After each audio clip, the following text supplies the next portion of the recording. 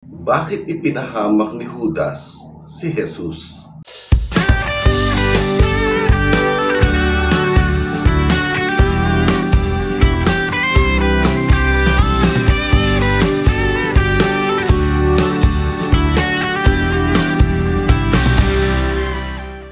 Mapagpalang buhay po sa ating lahat, mga ka-worship. Kamusta na po kayo? Welcome po sa Usapang Born Again. Ako po ang inyong kapatid sa Panginoon, Brother Dong Galam. At ngayon ay isang paksa na naman po ang ating pag-uusapan na galing po sa banal na kasulatan. Pero bago yan, mga ka-worship, ay akin pong personal na hinihiling na huwag niyo pong kalimutang mag-subscribe, mag-like, mag-share, mag-comment bago po matapos ang video na ito. Maraming salamat po. Okay? At ngayon ay pag-uusapan naman po natin ang atin pong paksa para sa araw na ito. Ito po ay tanong. Bakit ipinahamak ni Judas ang ating Panginoon? Bakit ipinahamak ni Judas si Jesus? Okay? Sa totoo lang, ang nalalaman natin patungkol kay Judas, siya ay ang nagkaluno kay Jesus, siya ang nagpahamak, siya ang nagtaksil, siya ang nagtraidor, siya ang dahilan kung bakit si Jesus po sa Garden of Gethsemane ay inaresto.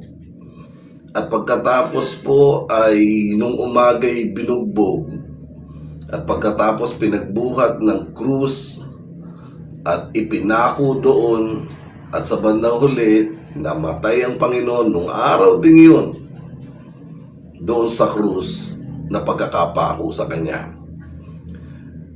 Kaya lang ang tanong ganito sumagi ba sa isip natin na bakit nagawa ni Judas ang ganitong klaseng aksyon laban sa ating Panginoon? Ano ang dahilan para ang taong nakasama niya for more than 3 years sa public ministry ay kanyang makuwang ibenta sa murang halaga, 30 silver coins? Mga ka-worship, ang 30 silver coins po ay presyo lang ng isang alipin during that time. Alam niyo ba, bago mamatay si Jesus noong araw din yun, naunang namatay si Judas.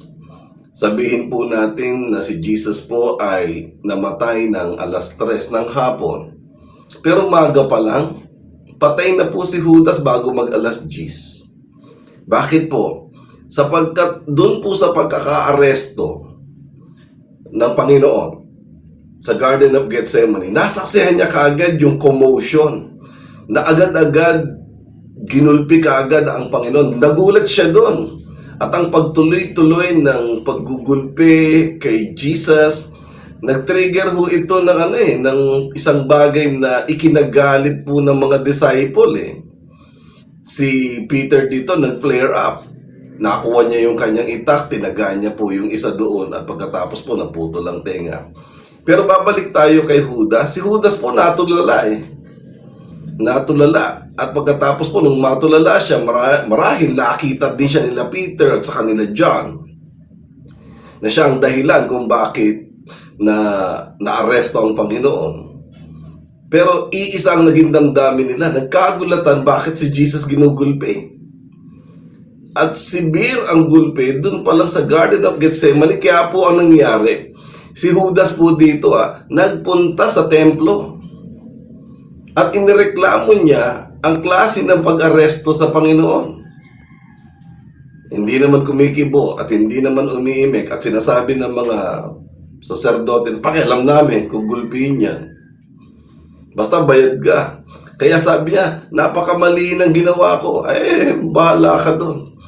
Alam mo ninyo, si Judas po, sa kanyang remorse, yung 30 silver coins po ay itinapon niya sa templo, ibinalik niya sa mga saserdote, at pagkatapos po, umalis siya at nagpakamatay. Kaya maaga pa lang po, namatay na si Judas Pero sa ibang banda naman, mga kapatid, imumulat ko sa inyo yung version ni Dr. Luke sa Book of Acts, na kung saan si Judas po ay namatay na lumuwa ang bituka doon sa lugar na tinatawag na Akeldama. Mamaya, babalikan ko po yan. Okay? Ngayon, Ang tanong ay, balikan natin. Bakit nga ba ipinahamak ni Judas si Jesus? Bakit niya tinraidor ang ating Panginoon? Samantalang napakarami niyang karanasan sa ating Panginoon, sapagkat kasama siya sa privileged first 12. And therefore, lahat po ng matitinding ginawa ng Panginoon, nandoon siya. Yung pagpapakain ng 5,000. Yung pagpapakain ng 4,000. Yung lumakad si Jesus sa ibabaw ng tubig. Yung pigilan ni Jesus ang bagyo sa gitna ng laot. Yung buhayin ni Jesus si Lazaro. Ilan lang yan sa mga matitinding milagro ng Panginoon na nasaksihan ni Judas. Ang sabi nga ni John, kung isusulat ang lahat ng mga ginawa ng Panginoon, kulang ang lahat ng mga panulat dito sa mundo. Sa dami ng ginagawang miracle ng Panginoon. Andoon si Judas sa bawat miracle, sa bawat himala na ginawa ng Panginoon. Kumbaga, nakinabang si Judas sa ganitong klase ng pribilehiyo. Imagine, first hand mong nakikita ang Panginoon at kitang-kita mo yung mga signs and wonders na ginagawa niya. Isn't it amazing? Nandoon ka, kasama ka sa first 12. Okay? Kaya lang ang problema, bakit niya tinraidor? Bakit niya ipinahamak? Bakit siya naghudas? Yung terminology tuloy na pag sinabi ikaw ay traidor, ikaw ay hudas. Bakit hinudas ni Judas si Jesus, di ba? Ang pangalan niya po ay tumatak sa pagiging traidor na tao. At ang pangalan niya po tuloy sa kasaysayan mula nung siya po ay isilang hanggang ngayon, hindi na ho siya tinatanggap na pangalan para ipangalan po sa tao. Wala kayong makilala ang pangalan ng Judas. Ang mga anak ninyo, pag sinilang, you never give that name to your child, sa inyong anak po, o kahit sa apo. Hindi ka papayag, di ba? Hindi mo kapapayag na ang pangalan ng apo mo, kagaya ko, okay? Hindi ka papayag na ang magiging pangalan apo ko, Judas, di ba? Hindi nga natin pinapangalan ang pangalan ni Judas sa aso alaga natin eh, di ba? Nakakita na ba kayo ng aso, pangalan ni Judas, di ba? O Judas, tinatawag yung pangalan ng aso, Judas, di ba? Isa lang po ang nagmamarka kay Judas sa mga pampasaherong jeep, sa mga driver na nagdidikit po ng sticker sa jeep nila nang nakalagay ay ganito, God knows who does not pay. O, di ba? At ang Judas na ito, hindi nagbabayad ng pamasahe. Okay? Ngayon, kaya ho nating sagutin ang tanong na yan habang tatakbo po ang kwentong ito, ang panayam ito. Kinakailangan lang natin balikan kung bakit, saan, at papaano nagsimula ang pagkakaluno ni Judas sa ating Panginoon. Okay? Ito po ay hango sa Matthew chapter 26, verse 7. Basahin ko po. A woman came to him, sa ating Panginoon, with an alabaster jar of very expensive perfume, which she poured on his head while he was reclining at the table. Okay? Sa verse 8 po, ang sabi dyan, and when the disciples saw this, they were indignant. Why this waste, they asked. And this perfume could have been sold at a higher price, and the money could be given to the poor. Okay? Verse 10 po, ang sabi dito, aware of this, Jesus said to them, why are you bothering this woman? She has done a beautiful thing to me. The poor will always have with you, but you will not always have me. And then she poured this perfume on my body. She did it because this is a preparation for my burial. Okay? I tell you the truth. Whoever read the gospel, it will be preached throughout the world. What she has done will be told in memory of her. Yan po ang kwento ayon po kay gospel ni Matthew, mga kapatid. Kay Mark po ay kay John po, in-identify niya na ang babaeng ito ay si Mary, yung kapatid ni Martha at sa kanila Lazaro. Okay? At dito po sa kwentong ito, balikan po natin si Matthew. Di ba sinabi ko po, nagsimula ito sa verse 7. Tuloy-tuloy po yan hanggang 15. Okay? Na sinabi ni Jesus, ang mga mahihirap makakasama ninyo, pero kung hindi nyo makakasama, aba, alam mo ninyo, pagdating po dito sa 13, sabi niya, alam nyo, pag pinreach na yung gospel, dadaan sa kwentong ito, maaalala ang pangyayaring ito para bigyan ng parangal ang ginawa ng babaeng ito. Yan ang verse 13. Ang verse 14 doon, ang sabi, then one of the 12, who called Judas Iscariot, he went to the chief priest. Matthew chapter 26 verse 14, Judas went to the chief priest. And verse 15, Judas asked the chief priest, what are you willing to give me if I hand him over to you? And then they counted out for him 30 silver coins. And then from then on, Judas watched an opportunity to hand him over. Abay, akalain mo, ang ending pala nito ay si Judas po pala ay pupunta sa Sanhedrin, sa templo, kakausapin ng chief priest, makikipag-areglo sa kanya, magkano babayad nyo sa akin kung ibibigay ko siya sa inyo. Doon pa lang nagtatrader na si Judas. At ang pinagbulan ay ang alabaster jar na kung saan ang pagsabi ni Jesus, etong mga mahihirap makakasama nyo to, ako hindi nyo ako makakasama. Para bang, yun lang, ang babaw. Opo, yun lang, ang babaw. Yun lang. Doon sa alabaster jar na yun. Pero kung titignan po natin yung mas malalim, dapat makita natin yung kay John. Yung John version, yung Gospel ni John. Kasi kay John po, pati pangalan binanggit. John chapter 12 verse 3. Tingnan nyo po ang Bible ninyo. Ang sabi dyan, then Mary took about a pint of pure nard, an expensive perfume. So si Mary yan. She poured it on Jesus' feet, wiped his feet with her hair, and the house was filled with the fragrance of the perfume. Okay? Yan yung verse 3. Tingnan nyo po yung verse 4 at verse 5. Ang sabi dito po sa verse 4, but one of his disciples, Judas Iscariot, who will later betray him, he objected. Tumutol si Judas. He objected. Ang sabi ni Judas dito sa verse 5, ang sabi niya ay, why wasn't this perfume sold and the money given to the poor?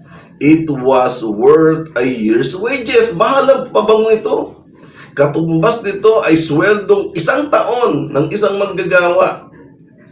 So doon po sa pagbitaw ng salita ni Judas na inobject niya yan, tinutulan niya yan. Kumbaga sa Tagalog ano yung sayang na yan? At ang lakas ng boses niya, hindi niya yan binulong. Yung mga disciple, indignant po ang version sa kanila.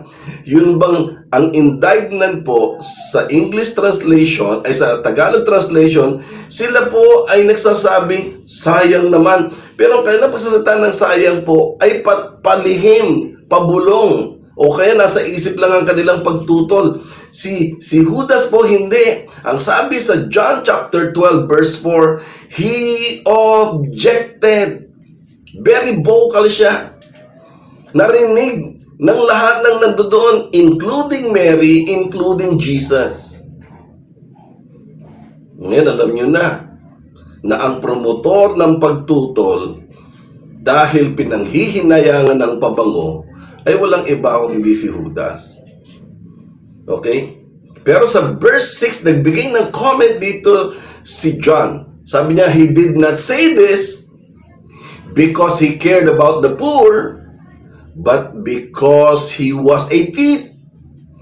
As keeper of our money bag, he used to help himself to what was put into it. Sa Tagalog po, tinututulan niya to hindi dahil sa nagmamalasakit siya sa mga mahihirap, kundi dahil siya isang magnanakaw. Siya ang aming treasurer. Kinukupit niya ang aming pera doon sa money bag at bagbay collection na ganyan. Nakukuha niya kagad.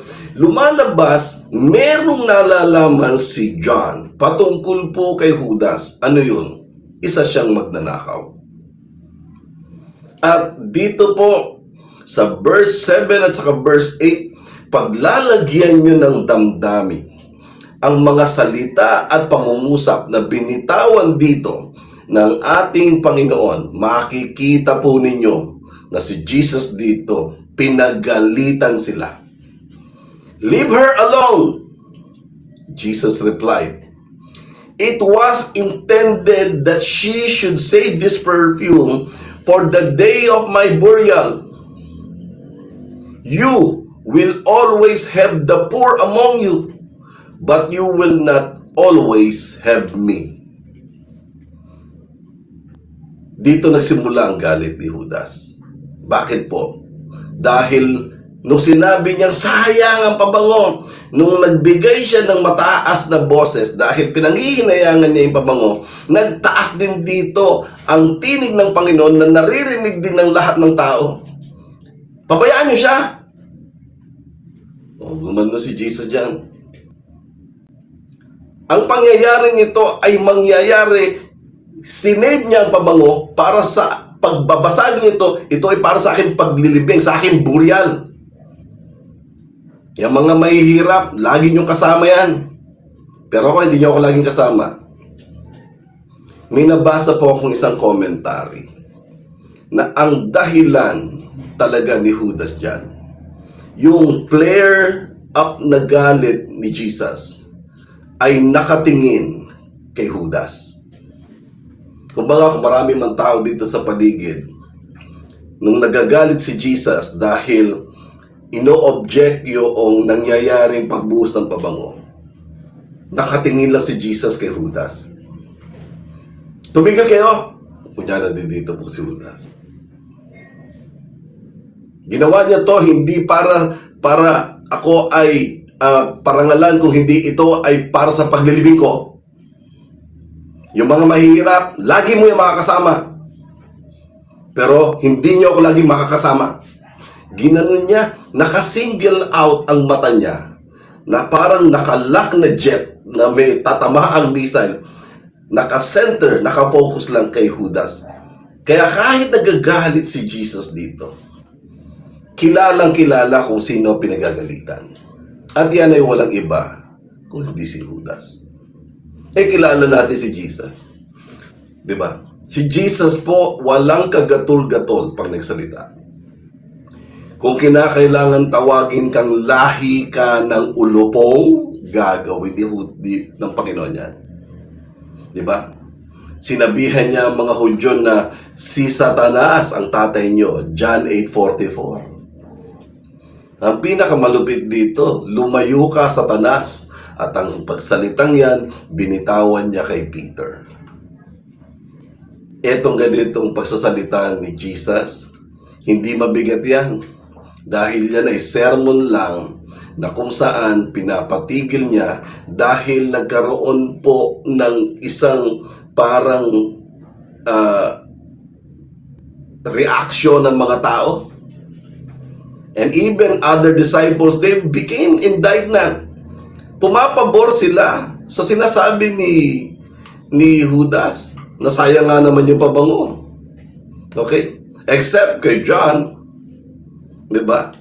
Na si John, alam niya, hindi naman talaga yan may malasakit sa mga mahirap.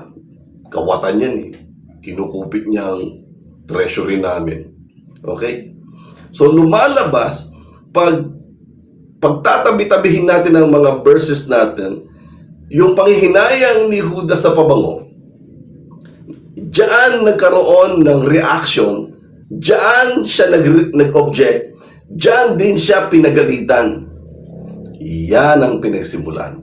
Kaya sabi po doon sa Matthew chapter 26, pababa, nagpunta siya sa templo at nagtanong, magkano babayad niyo sa akin kung ipagkakaluno ko siya sa inyo? O 30 silver coins. Kaya ayun. Okay? Lumalabas mga kapatid, ang lahat ng itong kaganapan doon sa pagbabasag ng alabaster jar. Yung reaction ng mga tao doon, si Judas ang promotor. Okay? Napaka-plastic po ni Judas. Okay? Kumbaga, kung ang pangyayaring ito ay magkakatotoo, yung gusto niya na mabebenta yung pabango, which is equivalent to 1 year's wage, saan mapupunta ang pera? Sa ministry? Hindi. Sa bulsa niya, sapagkat ito ay kukupitin niya dahil siya po ay treasurer. Wala talagang malasakit si Judas sa mahihirap. Totoo yan. Dineclare yan ni John. Sa John chapter 12 verse 6, akala nyo may malasakit sa mahihirap? Wala. Ang totoo, nangungupit siya. He is the keeper of our money bag. Sinabi niya po yan ganun. Okay? At dahil doon, natamaan ang pride ni Judas. Ininda niya ang pagkakapahiyang ito. Kaya siya nagpunta sa templo. Tapos, humanap na siya doon sa kasunduan na naabutan siya ng 30 silver coins. Humanap na siya ng kasunduan paano niya masusukol ang ating Panginoon. Okay? At yun nga, sa Garden of Gethsemane na siya po ay hinalikan niya ang ating Panginoon at yun po. Okay? Ngayon, tatanungin niyo ako, di ba disciple siya? Yes. Bakit ganun? Parang nagawa niyang pagtaksilan ang Panginoon at ang kanyang mentor, ang kanyang rabbi. Well, ang sagot po kasi ganito Hindi niya Panginoon si Jesus. Hindi niya mentor si Jesus. Hindi niya rabbi si Jesus. Bagamat tinatawag niyang rabbi, pero hindi niya rabbi si Jesus. Tinatawag niyang rabbi kasi tinatawag si Jesus ng mga Hudyo na rabbi. Okay? Sa pagte-train, maaaring kasama dyan yung ginagawa ni Jesus na discipleship sa very common ng church. Okay? Halimbawa, ako po bilang isang pastor, dinidisciple ako.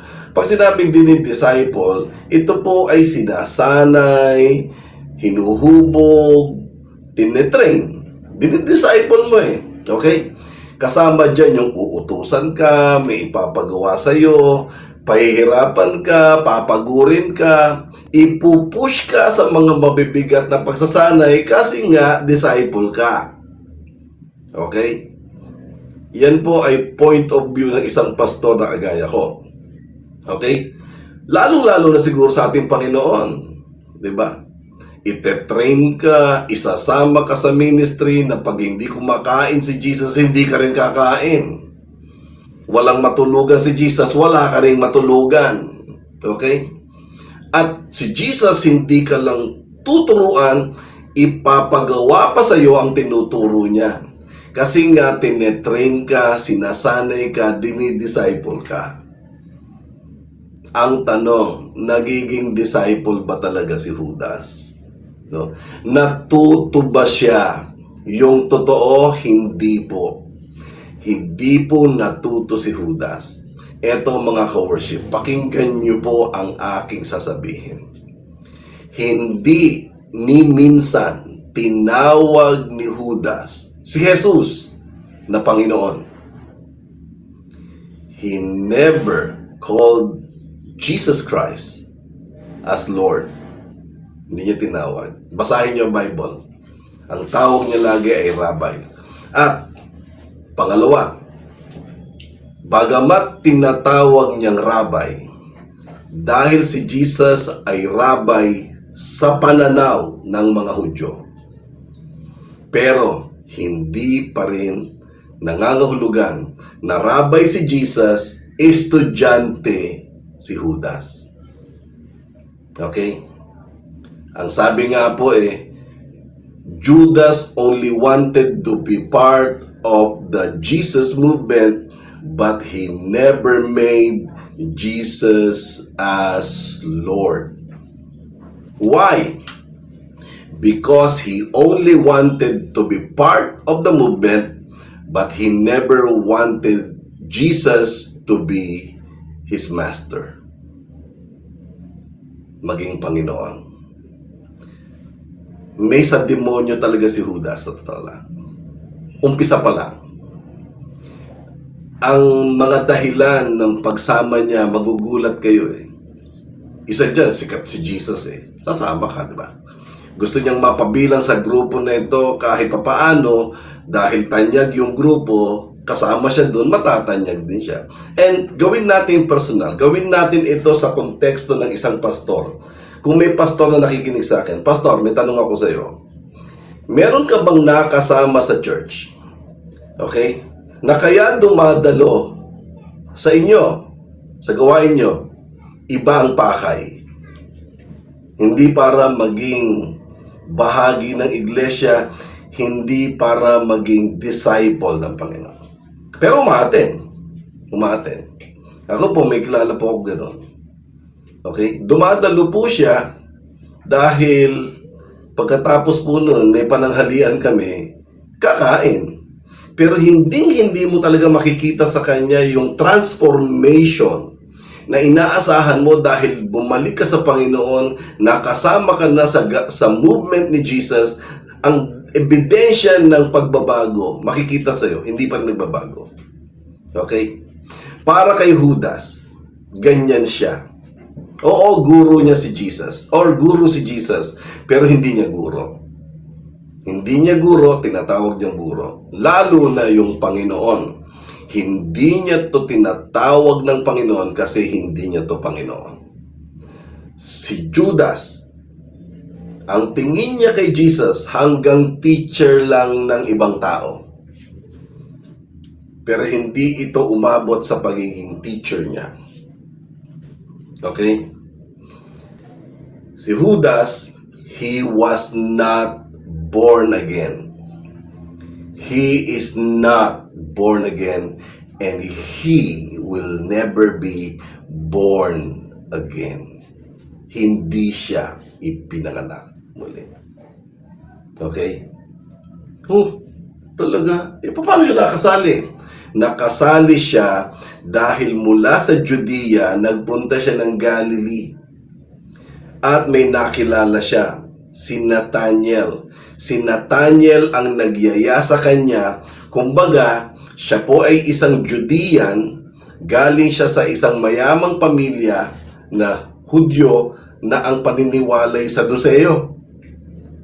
Mga Sadducees ang parents. Ang mga Sadducees po, they never believe in the resurrection. Hindi ho naniniwala ang mga Sadduceos sa muling pagkabuhay. At 30 years old na si Judas nung bumitaw po siya sa kanyang mga magulang. Mula sa Judea po siya po ay nadako sa Galilee na kung saan nandoon ang 11 disciple ng Panginoon kabilang si Nathaniel. May aral, matalino. Meron siya, kumaga sa ating panahon, siya po ay graduate ng economics. So magaling po siya sa pagdating sa pera-pera mga kapatid. So tiyaya siya ni Nathaniel. Sabi niya, buti pa sumama ka na lang sa amin. Okay? At sumama nga siya at automatic siya, dahil sa siyang may alam sa marketing, economics, accountancy, sa kanya po binigay ang treasury. Siya po ang hawak. Siya po ang may hawak ng money bag. Ito 12 sila. Yung 11 na disciples po, magkakakilala yan. Okay? Kasi lahat sila puro po taga-Galilee. Kumbaga, lahat sila probinsyano. Si Judas lang po ang batang Quiapo, di ba? Taga Maynila.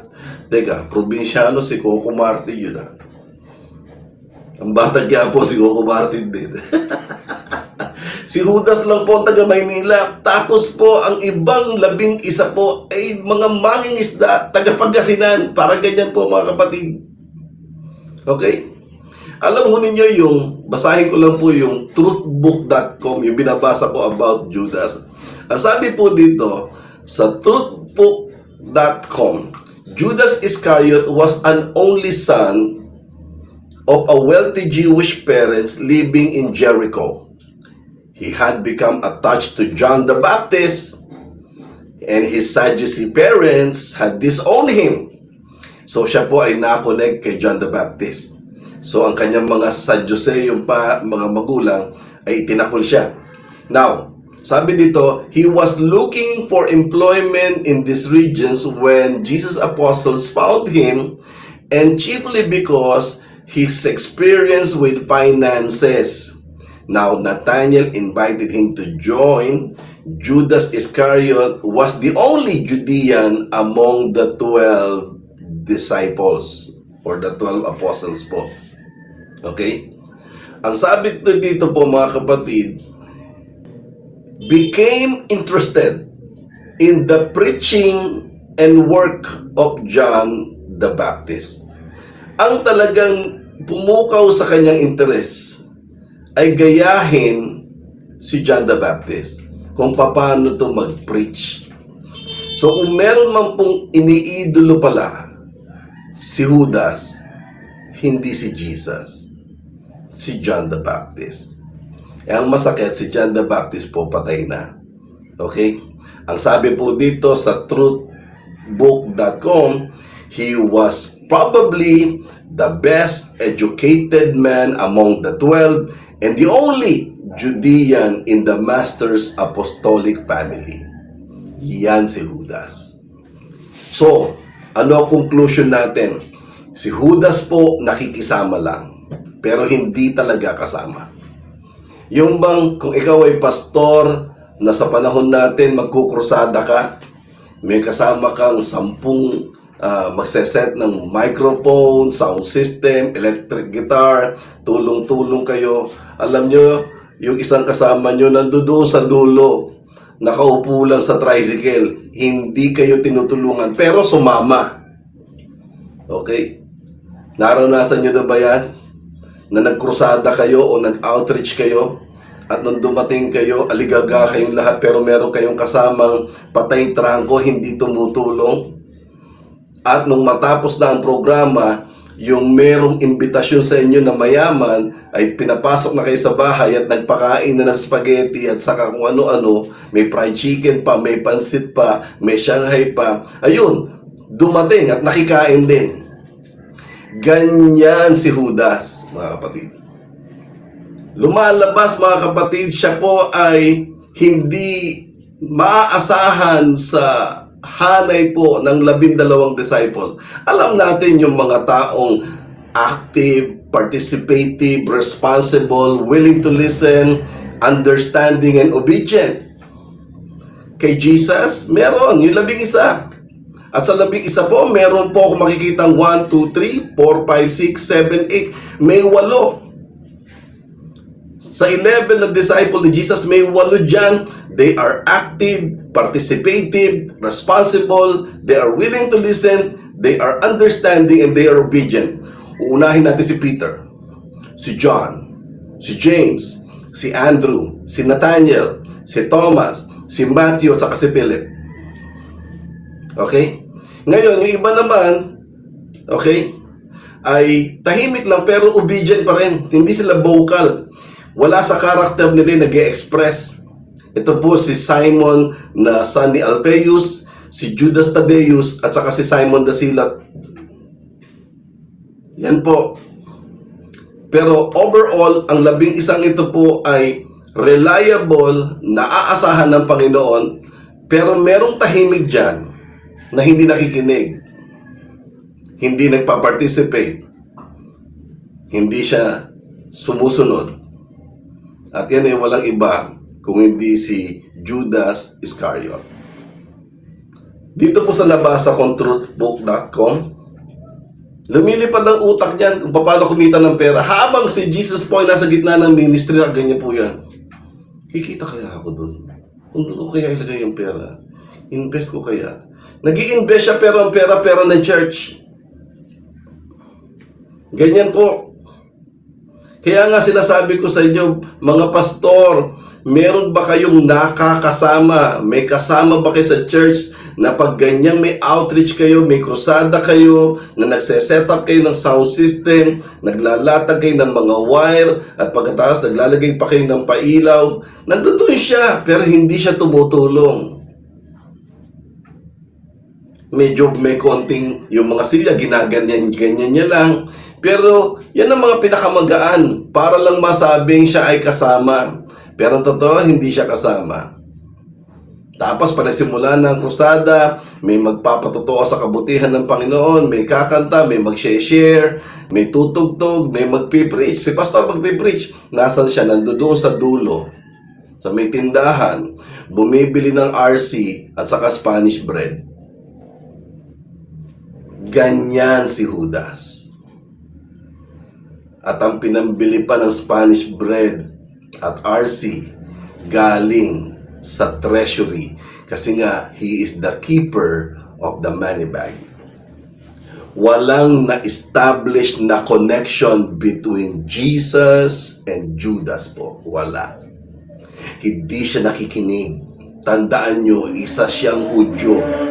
Hudyo na kung saan ang mga taong ito ay very critical palagi kay Jesus. Ang mga Hudyo, sila po ang nagtangkang batuhin ng Panginoon. Ang mga Hudyo, silang nagtangkang ihulog ang Panginoon sa bangin.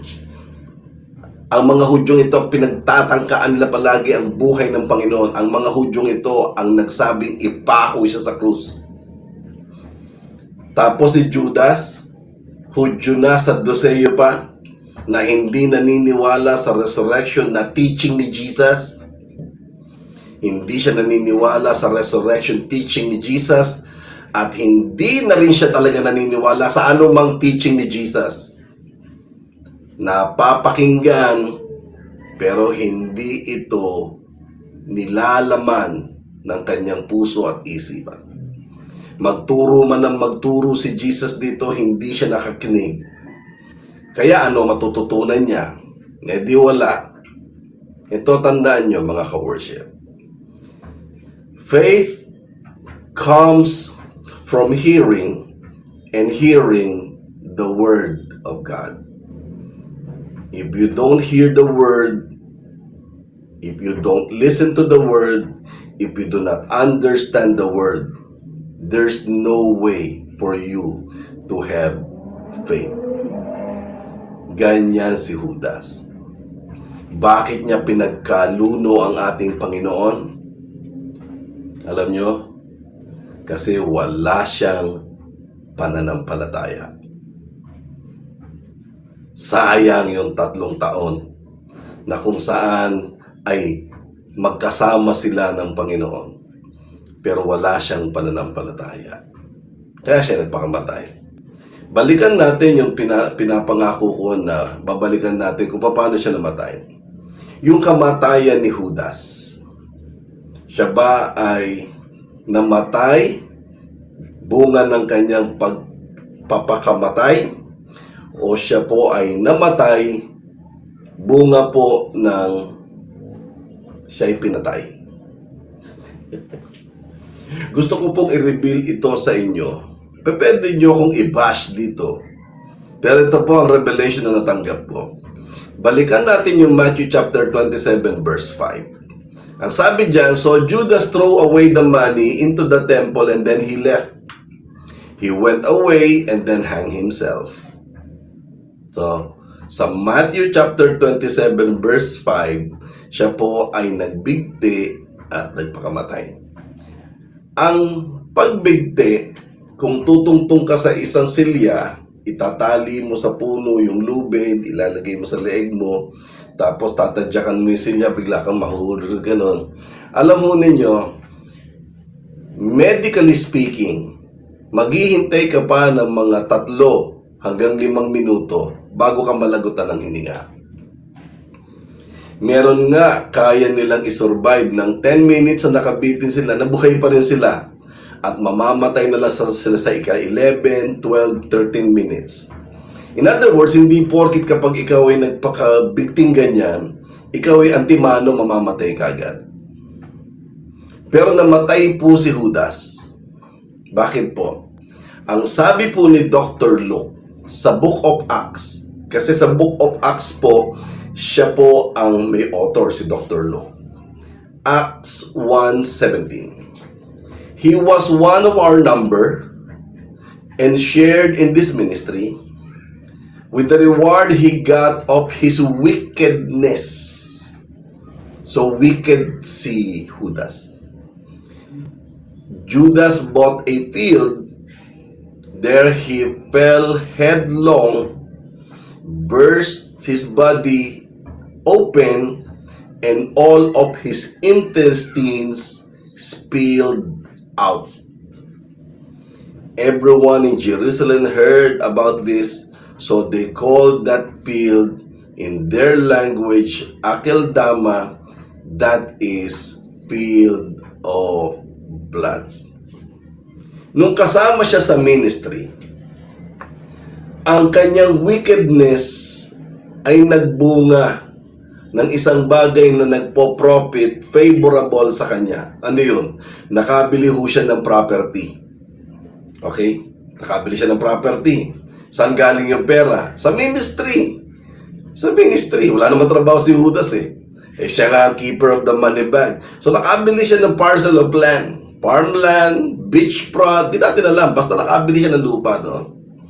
At ang sabi, kung pagtatabihin natin na siya po ay umalis ng templo, he went away and hanged himself, malamang sa malamang nung siya pong sinabing he went away, he went into the farm that he bought.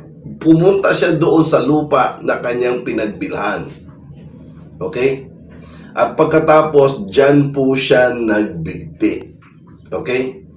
Kaya lang ang problema, nahulog po siya, nauna ang ulo, bumuka ang kanya pong bituka, at ang lahat po ay lumabas sa kanyang katawan. Ibig sabihin, na-slash po yung kanyang tiyan at lumigwak po ang kanyang bituka. At pagkatapos po, ang tanong, namatay ba siya sa pagbibigti o namatay siya dahil lumigwak ang kanyang tiyan at lumabas ang kanyang bituka?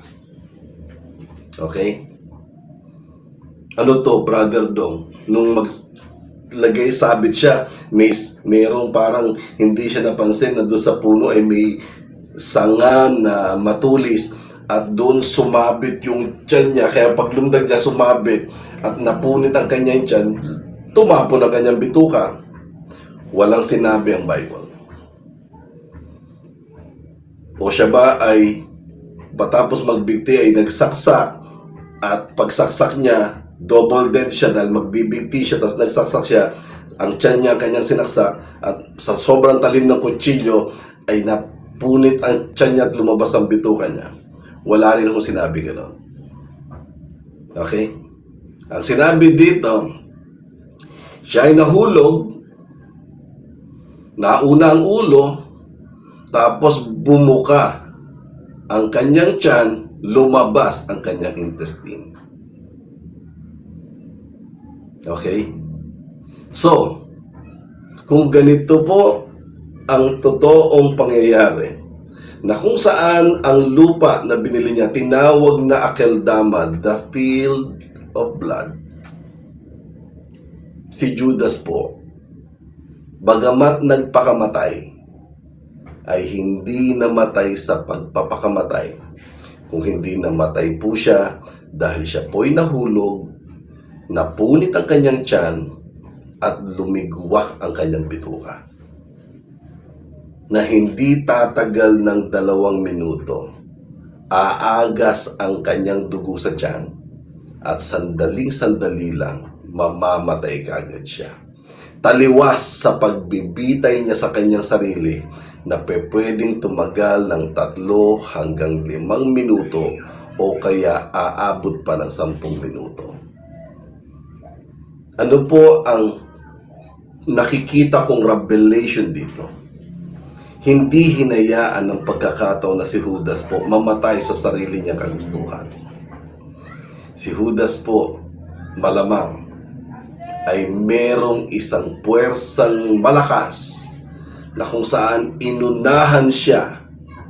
Bagamat siya po ay magpapakamatay, pero inunahan siya nung araw din yun na kanyang pagkakamatay na siya'y mamamatay. At ang naging dahilan ng kanyang pagkakamatay ay hindi dahil sa kanyang pagpapatiwakal o yung kanyang pagsusuicide, kung hindi nauna ang isang bagay na pinatay siya bago niya patayin ang kanyang sarili. Ngayon, bakit ko po ito sinasabi? Unang-una, mga kapatid, ang pagligwak ng kanyang tiyan at lumabas di umano ang kanyang mga bituka ay bunga po ito ng kanyang katakawan, kasakiman, katrayduran. At ang hindi niya pagkakaroon ng malalim na ugnayan kay Jesus na tinatawag nating pananampalataya. Yan ang naging ending ng isang Judas Iscariot, na kung saan sayang ang 3 taong ministry na sumama ka sa isang pinakamahusay na guro na dapat sana'y marami kang natutunan. Ang problema, hindi siya nakikinig. At ang kawalan niya ng pananampalataya, yan ang dahilan kung bakit nagawa niyang ipahamak ang ating Panginoon. Yung totoo, kapag may pananampalataya ka, bagamat alam natin na ang Diyos pinagtatanggol tayo, pero kapag tayo po ay may pananampalataya, ang Diyos ipagtatanggol din natin. Alam natin na si Jesus ay nandiyan palagi para tayo ay gabayan at patnubayan, ipagtanggol. Pero nandito rin tayo para kay Jesus at ipagtatanggol natin siya sa pamamagitan ng ating pananampalataya. Walang ganyan si Judas. Wala siyang pananampalataya. Bakit niya ipinahamak si Jesus? Walang pananampalataya si Judas. Ano po yung aral na matututunan natin sa kwento, mga kapatid? Simple lang. Huwag kang maging Judas. Sa panahon ngayon, may tendency na ang bawat Christian sa church ay maging Judas. Number 1, Judas objected, sabi ng Bible. Tinututulan niya ang mga nangyayari sa ministry ng Panginoon. Yung pagbuhos ng pabango. Okay? Kapag ikaw wala kang ginawa kundi tutulan ng tutulan, mag-object ka na mag-object sa pastor mo at sa mga leadership ninyo, sa church ninyo, nag-uumpisa ka ng maging Judas. Pangalawa, you don't listen to the word. You never called Jesus as Lord. Wala kang submission.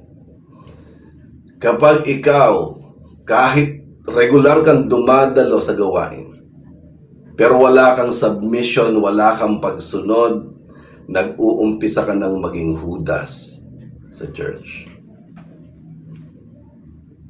Okay? At kapag hindi ka nakikinig, ng mga aral at katuruan na dapat makakapagpalago ng iyong pananampalataya. Because faith comes from hearing, and hearing the Word of God.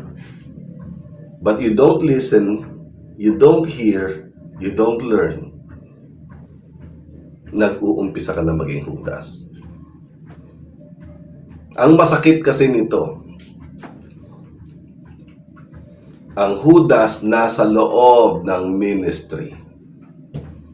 Walang Judas kailanman na nasa labas. Mapapansin nyo sa ministry ni Jesus may Judas. Ayokong angkinin na sa church na dinadaluhan mo, may makita kang Judas sapagkat ang karakter na binabanggit ko kumakatawan sa kanyang mga ginagawa. Imagine, nagpipreach si pastor, nagsa-cellphone. Diba? Labas na dila ni pastor sa kakasigaw at kakaturo. Pero bandang huli, palihim kang bukas ng cellphone at nagte-text, nag-uumpisa ka na maging Judas niyan. Tapos pag nagkayayaan, sasama ka naman pero hindi ka tumutulong, nag-uumpisa ka na mag-Judas niyan. Tapos nung naglagay na ng decoration sa church, ang decoration sa church hindi mo nagugustuhan, tumututol ka, wala ka namang participation, wala kang contribution, pero may gana kang tumutol, nagsisimula ka ng mag-Judas niyan. Tapos yung pondo ng church, inaalam mo kung sino ang mga nagtatites at magkano na ang laman ng libro, nag-uumpisa ka na mag-Judas niyan. Talagang ang Judas nasa loob, wala sa labas.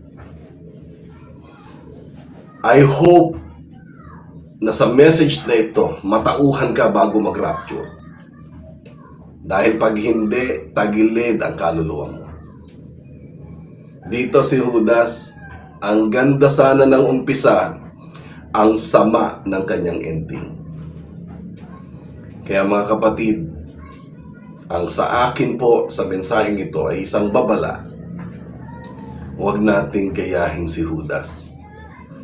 Gayahin natin ang ibang disciple na sumusuporta sa pagtaguyod ng church. Hindi tayo nandiyan para sirain yan. So yun lamang po mga ka-worship. I hope kayo po ay napagpala ng mensaheng ito na ngayon po ay ating natalakay. Alam nyo na ngayon kung bakit ipinahamak ni Judas si Jesus. So sa pangalan po ng Jesus Heart of Worship Church, ang programang pong ito ay Usapang Born Again. Ako po ang inyong lingkod sa Panginoon, Brother Dong Galang.